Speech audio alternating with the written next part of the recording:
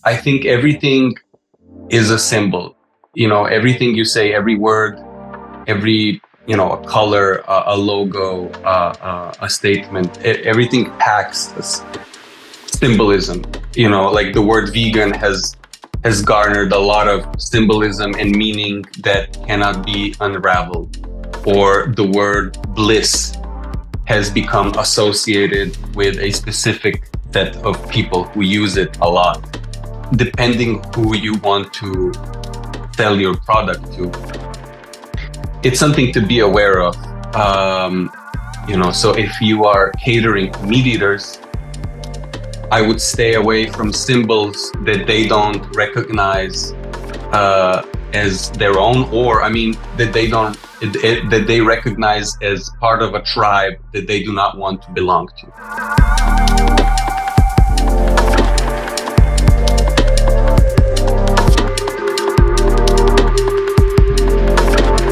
Hello, and welcome to the second episode of the New Food Hub podcast, where you can discover and take action for the future of food. In each episode, we'll be chatting with industry experts to provide you with actionable insights on the latest innovations and trends in the alternative protein space. Like in the industry, the success of alternative proteins depends on consumer uptake. And it's especially important to get through to consumers who are less engaged or have had a bad experience. The vegans and veggies are obviously on board. So the key demographic that we need to focus on now is meat eaters.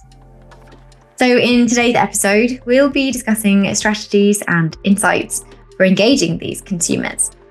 And our guest is someone who knows a great deal about this, the brilliant Vladimir Mickovik, co-founder and chief brand officer of plant-based meat brand Juicy Marbles. Founded in 2019, Juicy Marbles uses a proprietary technology to replicate the taste, texture, and appearance of premium cuts of meat. Their vision is to produce a variety of meat products that match and eventually outcompete the animal-derived counterparts by taste, appearance, price, and convenience as well. Now, Juicy Marbles steak is something special on the market at the moment, with realistic marbling and a juiciness that's characteristic of animal-based meat. So I'm incredibly excited to chat to our guest, Vladimir, today and get some takes from him on meat eaters. Before co-founding the company, our guest Vlad worked in design and branding and also opened a plant-based restaurant in Slovenia. So let's go and say hello to Vlad. Hey Vlad, thank you so much for being here today. Thank you. Thanks for having me. So let's get started by getting under the skin, so to speak, of meat eaters and of meat eating in general. So from your experience at Juicy Marbles and with your plant-based restaurant, what are some of the common perceptions and misconceptions that meat eaters have about plant-based foods and why? Well, first off, I would like to just state for the record that I've always never been a fan of this meat eaters and vegans division. I feel like this is something relatively new in the landscape, in our cultural landscape. So it kind of assumes these are two homogenous groups. And then, if I'm to answer what meat eaters like or don't like, I have to bundle so many different people with so many lifestyles, opinions, and so forth into one group, which is kind of uncomfortable. And it wouldn't be fair to probably a lot of listeners. Yeah. But, generally, you're asking about prejudice that is out there, and it's most likely held by people who eat meat. Well, I think a big one is that that plant-based meats are unhealthy and made in chemical plants using concoctions and all sorts of things. And, I think the more realistic they look, the more appalling they are to certain people. So there's this perception that this is all super artificial. But in fact, if anybody was to see our process they would find it quite anticlimactic. And, people like to say, what kind of magic do you do to achieve it? But it's just really the metaphor that we use on our website, that this is something that a grandma with a profound knowledge of physics could do is really actually true, because there is nothing crazy chemical going on. The most advanced chemical process happening in our in the production of our plant-based meats, and most commercial plant-based meats, is heating and cooling in a very specific way. So it really is like cooking. But because it's a relatively new thing, there is this misconception. People will also, even on let's say the plant-based side, even certain vegans will find plant-based meats to be too processed, while they'll continue to eat tofu, which is also similarly processed, just a different resulting texture and flavor. So yeah, that's a big one. I think another big front is just cultural, but that's not so much prejudice as it is just that you have to be a vegan to eat plant-based meats. So often it's just simply by being presented with the option, you're like, well, I'm not going to be that, which is something I noticed when we had the restaurant, is that a lot of our customers, because we were located in this place in Ljubljana, they had like a lot of banks and insurance companies and just these big traditional businesses around. And there was not a lot of lunch options. So they were kind of forced to eat plant-based in our restaurant. It's a good way to get customers. It's like, there's not much else. If you want a little variety, you're gonna have to give us a chance. So they did, and we ended up getting quite often, almost daily, the sentiment, man, actually, I really enjoyed it. You're not pushing an agenda, and I could eat this every day. I really, really enjoy this. So, it just showed me that it is a lot of there's a cultural front. We were also once showcasing our products to, because we had our own line of products also in the old restaurant. We were showcasing them to these retail buyers, and there was a group of 3 guys who were just gorging on this buckwheat salami we did. And then they came to me and said, man, this is really, really amazing, but it's not for me. So it's just like, I don't get it if you like it, but these things back then gave me a clue how much deeper the identity thing goes, and this tribalism and just this sense of belonging. And so that's another big one. I don't know. I mean, the protein ones are, it's just, I think that one is kind of old school, just like the fear of gluten that's kind of left behind. And I think now the main battlefront is kind of just people trying to say, well, this is super chemical and blah, blah, blah, which is also just not true. Yeah. So then what are some of the best ways that brands can debunk these misconceptions? Convenience and price are gonna, I think, open up a lot of people who are maybe a bit also, hopefully, sensorics of plant-based meats as a category will keep on improving. So, things are going to have to come together. I don't think there's this large strategy that we can employ and change culture and people's opinions just like that. So, I was chatting with another industry expert recently, and he said to me that meat eating is emotional and a cultural thing, as you've said. But consuming plant-based products is a more rational decision.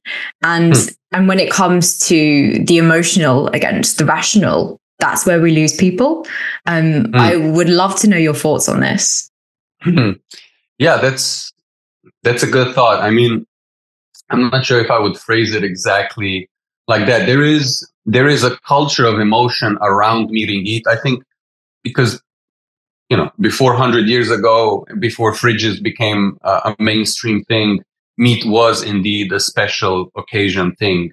And the further you go, the more special it was, or reserved for the rich, or just the celebrations, so your daughter got married, boom, we have a big, meat feast, or somebody graduates or whatever. So the culture that was built around eating meat became a culture of celebration, of love, on coming together. So the reason why now it's a rational decision is because you have to think, you have to change your eating habits. Most of us were raised on meat, so you have to turn on something else in order to get there in the first place.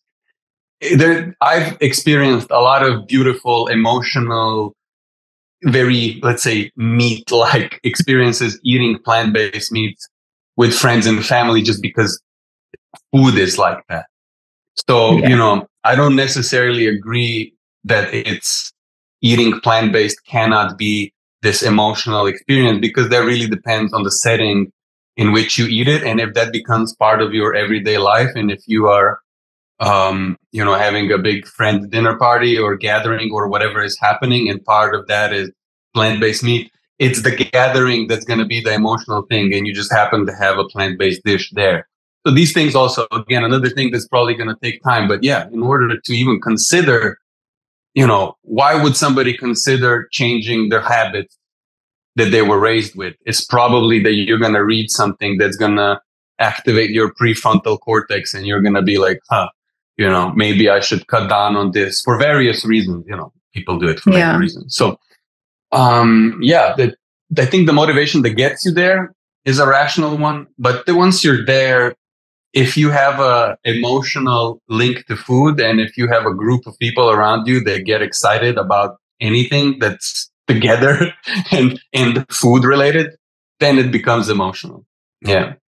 So in general, eating is emotional, and plant-based brands can appeal to that emotional side of eating as much as meat brands can. I would hope, because the premise that we I'm not say started, but like the premise that we have for our brand is that we want to add to food culture, not take anything from it. So that's why we're not waging any wars on the meat or anything, because I think people should just decide on their own, and it's gonna take a little patience. The statements that were made 10 years ago when plant-based burgers became a thing, that we're going to be a vegan society in 10, 15 years, I think was a bit out of touch with reality. This is, food culture, thousands of years in the making. So it can be unraveled in 2 decades. I would hope that any food brand, whatever it is, just tries to add something interesting. And then if it is good and convincing, and if people like it, it's going to slowly become part of culture. There's no way of shoving it faster, I think. And rational arguments, as we've seen, are very limited. I'm not a big fan of too much reason. We're irrational beings deep down. Yes. So then what strategies can brands like yours take to appeal to that emotional side of eating? I mean, I noticed on your website that the quote, for the love of primal pleasures, crops up quite a lot. Does that kind of link to all of this? Yeah, I think that was, that's our old, I have to change our about pages. It's just so much is happening in a young company. But I mean, it is that, I think there's something very primal about eating, and we do have products that I and people around me often eat with hands. And that was kind of our nod to just acknowledging we're going to be about that. We're not going to be about environment, about animal liberation, all of these things that each team member in different ratios cares about less or more. I think also you can eat meat and still be concerned by food system, large agriculture. I mean, large livestock raising, factory farming. That's the word I'm looking for. I think there's a lot of commonality to concerns that you don't have to be vegan to have these concerns. So I'm still, it's something that I think about a lot. And, we have We don't have a big marketing team to be able to employ any kind of strategy. Honestly, that's why my answer doesn't have a lot of strategy. But this is what I would be thinking about if I had a bunch of team members that could go out there and spread the message. It's just like, look, we all have the same goal, right? We all want a nice future for our children and, clean air. And we don't want to also, if we do eat meat as a species, we don't want it to live a horrible life, because if we look at it selfishly, then you don't get good nutrition also, right? So, if I'm to be human centric, it's just very much in the human interest that we wean off animal-based foods as much as possible, right? I don't know. I don't want to talk percentages, but even if we scored a 50-50 in 20 years would be a massive win, I think, for everybody, especially for people who don't have access to clean and nutritious foods, because this is something that I keep yapping about. It's if we remove the animal and environment argument completely, we would still have to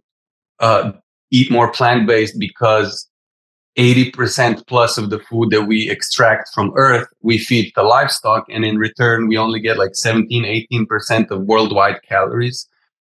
While there's 2 billion people who don't have food security, right? So, it's in the interest of humanity. And how to get that message out there is again, I wish I had a big megaphone. But that's something that I think brands need to look for what do we all care about? What are unifying messages? Because it's going to be a hard sell if we start talking about environment. Is a hard sell because it's not tangible. Animal liberation is a hard sell because is killing ethical or not is such a loaded, complicated question. And since killing for nutrition has been present throughout history, the argument will never be won like that. Of course, the most advanced, empathetic state of human consciousness would be that we all get to that side.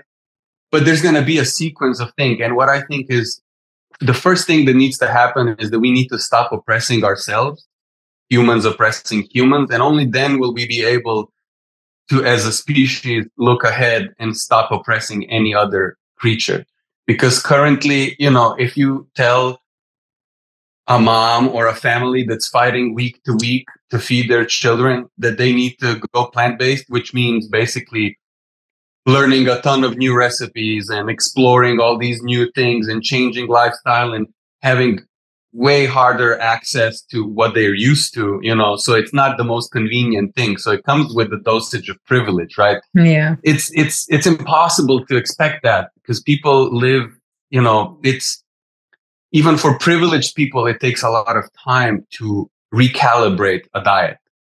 So, I think there's a lot of other problems that are going to have to be solved before we can get to interplanetary species connected, kumbaya kind of state. It's much more nuanced. Yeah, there's going to be step by step. So I think first we need to stop fighting about should we be vegan or not, and just focus on what effect do we want as a society that makes sense for all of us.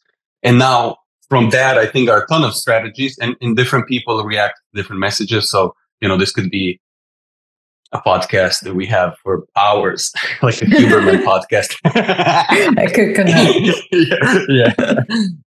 But it's a very interesting topic. I love talking about it. But yeah, there's just so many ways, and depending who you're talking to. I also noticed on your website that you don't use the word vegan. Do you generally use the word plant-based? Is that linked to all of this then? Yeah, that was definitely deliberate. Yeah. I mean, I've also been, let's say, schooled, or I don't know if that's the right phrase, by people telling me that, just eating plant-based is not being vegan. I think it's a ideology, and I'm saying not this in a negative context. I know it has a lot of connotations, that word, that people deeply care about, and people who adhere to veganism primarily care about animals and animal liberation. And that's different than just eating more plants. So it's less accessible, I think, to the mainstream. So we just, I think out of respect also for vegans, it would be unfair to say that we are a vegan company because, first of all, not everybody in our company is vegan.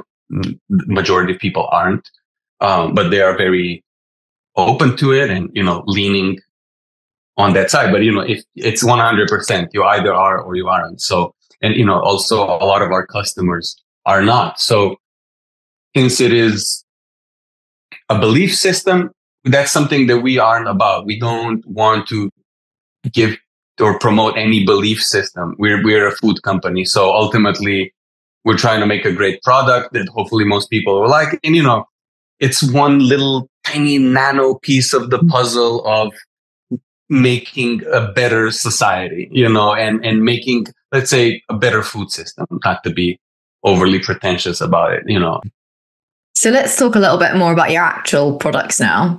Mm-hmm. Why did you guys go for the luxury whole cut segment?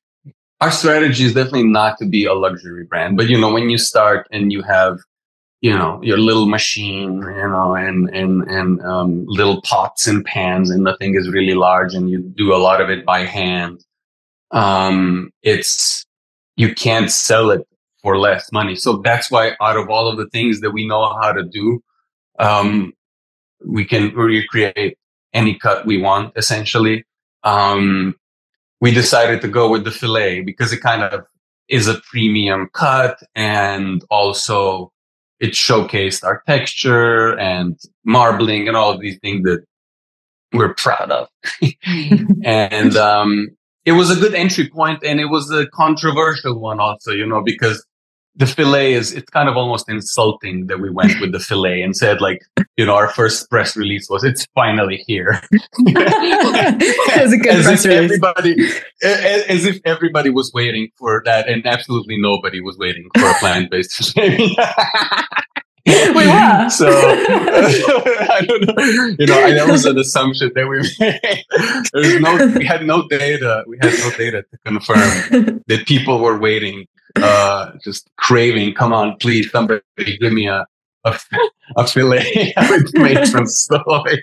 But it was a good beginning. It raised some eyebrows and also gained attention, and it enabled us to sell it at a price that didn't completely break us, But our long-term strategy is to make all of our meats more affordable. With each year, we lower the price, marginally now, and hopefully in the next few years, I think within a few years, it's going to become more accessible. The price of animal meat is rising. We're going to figure our stuff out, and we're going to get out of the luxury market, eventually. So it wasn't much of a strategy in terms of this is what we want to be, a luxury brand. We don't even look like a luxury brand, but it was just something that we had to start with in order to not completely go bankrupt immediately. Because also we didn't raise crazy money. The amount that we took is in food industry standards, peanuts, so we have to be very frugal about it. So yeah, that's complete lack of strategy. Well, tell us a little bit more about the marbling then, that you're very proud of. How did you achieve this, and why is it important that your steak has marbling? Well, I'm afraid I can't tell you that. That's fine. Yeah, I mean, I really can't go into how, but it's marbling is important because allegedly, what I learned and getting into this industry is that we get that meat gets most of its flavor from fat, and it also adds a lot to the juiciness, and fat is a retainer of flavor. And once it hits the pan, the aromas and all those things are really, a lot of them come from fatty content. And then it's also the fatty mouthfeel that you get you're not just biting into muscle tissue, but it's also the fat surrounding it. So that's just part of the meat experience, like meat cuts. When you cut them, there's like all of these oozy white things and cartilage and all sorts. But all of these things pack a lot of that flavor that we associate with meat. So it was definitely something that we wanted to figure out how to put there, in order to get the experience. I don't think there was any other reasoning other than, this is something that people appreciate about meat. Therefore, it would be sensible to try and replicate that too. It tastes good. It does taste good. I've tried your fillet. It's great.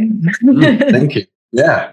Fat is great. I mean, that was one of the nutrients that we waged war on, but fat is great. You've also launched the plant-based ribs with the bones. What has consumer reception been like for this product?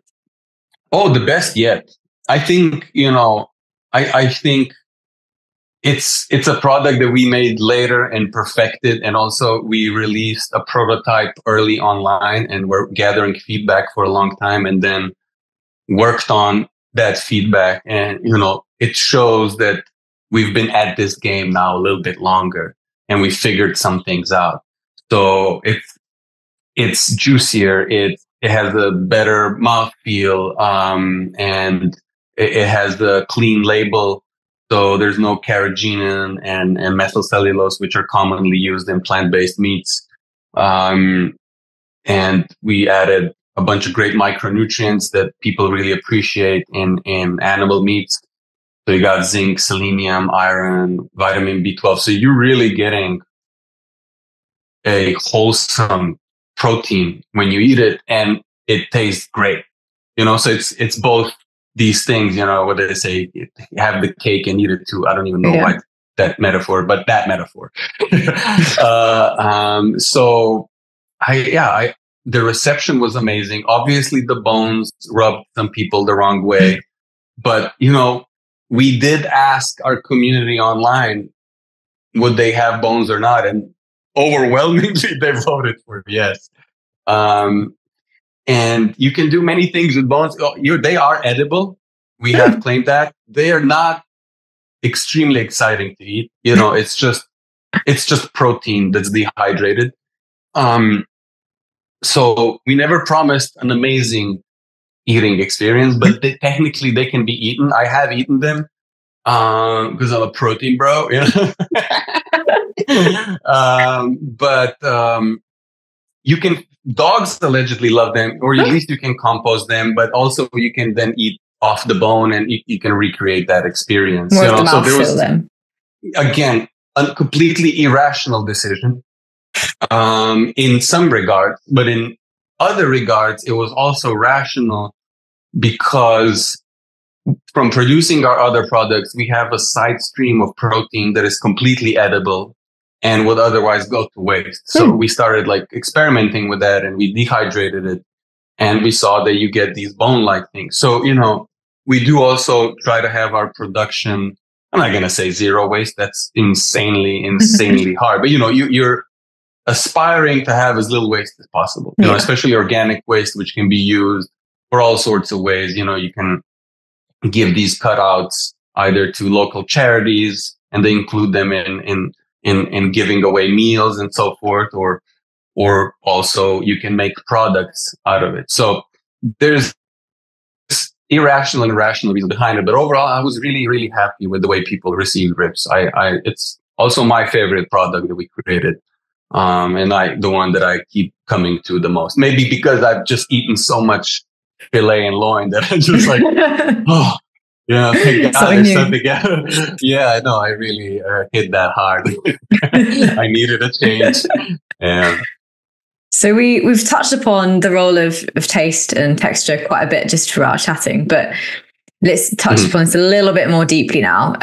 What role do you think that taste, texture, and aroma as well play in winning over traditional people that eat meat? And do you think that these factors are more important than, say, nutritional benefits when it comes to plant-based products? Good question. Yeah, I think they are. We did research, and if you look at research, you might interpret the people want the cleanest, most perfect product with nothing in it. No, nothing, it's just so clean and pure and sourced from the purest field that is, massaged daily and played classical music, So there's this, when people fill out research in a vacuum and they answer these questionnaires online, you're thinking of ideals. Yeah. But ultimately, I would say that most of those people don't eat everything that is super clean. I would say people want to eat clean food. They want it to be safe. They want it to be nutritious. But I don't think people are so puritanical that, let's say, if you have a little bit of gluten in there, most people are not going to care about that, So we're so far from that benchmark, that I would just, there's just zero concern if you eat juicy marbles, or let's say I don't know. Like, I think most plant-based meats are just really way, way more safer. That's not even a right word to use. It's just, there's no concern there. So nutrition, as important as it is, and people do care about it, they just want it to be, I think, reaching a certain threshold that you're not eating straight garbage. You want to know that it's a normal food. And then it's all about, I think, texture, taste, and aroma, ultimately, no matter if you eat it every day or you include it here and there, like, I think most people don't want their food to be ultra processed chemical wasteland. But they're also, I don't think, so puritanical that you have to be the perfect product out there. So that's how I think of our ideal customer. I know there's people who are super clean and maybe even just eat raw and, just get everything from their local farmer. But then again, how many people can do that? So, we're trying to not cater to the cleanest eater or the most meatiest carnivore, and I think the majority of people are just super chill about food and will eat whatever is sensible nutritionally and tastes great. So for companies looking to engage meat eaters and omnivores and flexitarians, what tips would you give them to ensure that their products and campaigns are successful? I think everything is a symbol. Everything you say, every word, every, a color, a logo, a statement, everything packs symbolism. Like the word vegan has garnered a lot of symbolism and meaning that cannot be unraveled. Or the word bliss has become associated with a specific set of people who use it a lot. Transcendence also, and there's a lot of examples of symbols.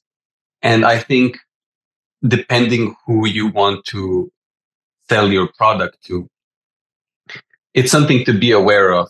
So if you are catering to meat eaters, I would stay away from symbols that they don't recognize as their own, or that they don't that they recognize as part of a tribe that they do not want to belong to. It could be a great product, and it could be just wrapped in a layer of symbols that make people think, like I said earlier in an interview, oh, wow, that's great, but it's not for me. So, this awareness of layers of identity is just something to think about. I wouldn't go and give specifics further than that, but that's something that really helps. I think to just be careful about everything that you put out that represents you, depending on who you want to serve, right? Obviously, if Bliss Burger, this made up product, was intended only for vegans, then I think hits the spot, right? So that's just something to be mindful of. Spinning that around then, from your perspective, how can retailers and food service venues better promote plant-based products to meat eaters and omnivores? Yeah, I would say they need to stop putting us in a vegan bracket. There's the initial wave of communication, not even vegan bracket. There was just the the first wave of communication was good for planet, good for health, good for animals. That was 10, 15 years ago. And somehow retailers keep pushing that same message over and over and over again, because to them, they see this as just another product, a statistic that they're adding in. So it's kind of done with least resistance possible. And they're not working together with these brands to craft a messaging that would actually sell. So we have to really fight hard and persuade and sweat to get them to nudge a little bit. And it just takes a lot of effort. And I wish retailers would work a little bit more, because it's in everybody's interest, obviously, if you're putting a new product in the store, to sell more of it. So, we keep trying to explain to retailers, look, this is good for you as well. This is not us imposing messaging on you or anything. It's like, just we all have an interest to sell more of this product, right? So they have to start working with brands such as ours a bit more actively, and finding what messaging really works, and not just bracket us.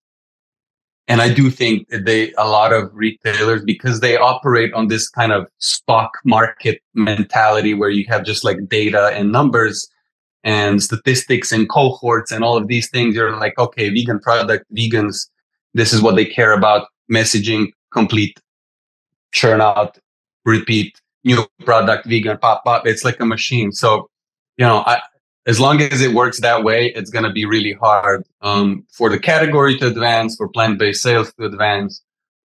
So yeah, I would wish that they would be a bit more open and ask brands how they want to be communicated in store or pamphlets. I mean, we have some control. We can pay for promotions also, but whenever they do it, it's a struggle.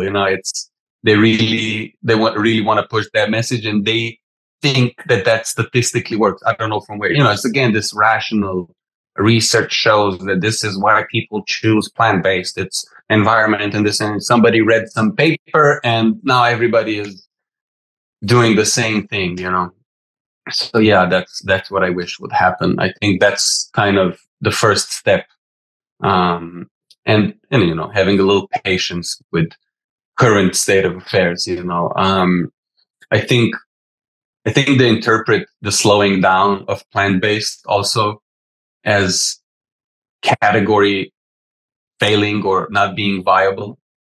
So they really look crudely at numbers, but they're not looking at the macro picture. On one end, the fact that most of these products were created after the initial success of Beyond and Impossible, and with just a lot of imposter brands that made copycat versions that didn't even care about making a great product. So we got all of these weird, not just meat analogs, but also, cheese that was just basically coagulated starch with color, and all of these bad products that ruined the perception. And then also after Corona, I think there's this light recession going on, and people are opting for cheaper things. So it's a hard time for the category, and often they just don't care, don't vibe, they don't take you seriously because they think this is just some fringe niche thing, right? So yeah, is that something that you can even say to retailers en masse, like, hey, retailers, be better? You can say that to retailers. Who am I talking to? Like, advice to all the retailers listening out there. And what about food service providers? Would you say a similar thing, or is it a little different? Food service restaurants, yeah. Oh man, that's a big cultural landscape also, because people who open restaurants usually have a cuisine that they want to put out there. So it's a very emotional thing. So what I would hope for, and I use hope here deliberately because it's an intimate thing when you have your own business, especially a restaurant. I would hope that they would not think that this is something just that you have to put on the menu to please a niche trend, but that they would give the same creativity and love to the plant-based dishes that they create as they do to the rest of the dishes. Because that's a big thing about convenience, right? It's like when you go to restaurants, if you want to eat plant-based, you're going to probably have that one or two options on the menu. It's probably going to be a risotto with mushrooms or something like that. That's just easy to make, or just a plant-based burger that, is basically just a replace. So it's going to be the lowest common denominator, or like, let's say, like what is the path of least resistance to cater to the trend, I would hope that they would just approach it as another great culinary challenge, right? It's not just something that you have to have on a menu. And I know that's not all of it, but I would say that is predominantly still the plant-based experience in restaurants, of course, minus the plant-based restaurants that are obviously trying really hard to bring creativity to those dishes. But yeah, that would be the dream, just treat it as another ingredient that offers a lot of options, right? But again, up till now, up till whole cuts, you really could mostly just do burgers and sausages, So I think now that brands like ours are coming to the market that have, unseasoned whole cut analogs of meats, a new era of options is opening, right? So you can recreate so many things or think of many new things now. So again, it's something that's going to take time. Another thing. Yeah. So before we wrap up, what's next for you, Vlad, and for Juicy Marbles? Any exciting projects or products coming up that you can share with us? Yeah, I haven't gotten any blessings to share any of the things that we are currently cooking. But I would say in the next year, we will launch something. Well, that's good news. I like it. Ominous but exciting. Yeah, I can say that without being scorned internally. But I'm afraid I didn't really talk to anybody how much I can reveal of the thing that we are working on. But that's why I'm deliberately ominous here. That's fine. You've given us a little nugget. Yeah. So yeah, something is gonna happen in the next 6 to 12 months. Well, I'll have my eyes peeled on the next press release. You know.